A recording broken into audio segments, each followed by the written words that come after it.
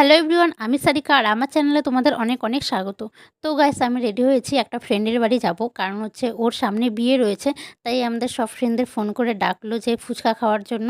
তো আমি রেডি হয়ে বেরিয়ে পড়েছি তাই ওদের বাড়িতে যাওয়ার জন্য। তো আমি যেহেতু একটু দেরি করে গিয়েছি, মানে সবার লাস্টে গিয়েছি দেরি করে, তো এসে দেখি যে ওদের ফুচকা বানানো হয়ে গেছে, আলু মাখা করাও হয়ে গেছে, তেঁতুল জল করাও হয়ে গেছে।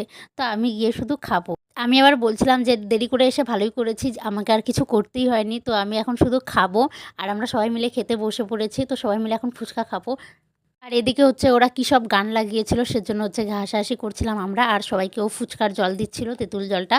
তো সবাই মিলে দেন আমরা ফুচকা খাওয়া শুরু করে দিয়েছি। আর এদিকে দেখো, এই যে এনার হচ্ছে বিয়ে।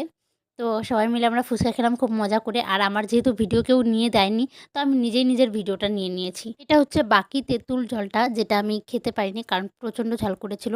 তো যাই হোক গাইস, আমি এখন বাড়ি যাব। চলো টাটা, বাই বাই। নেক্সট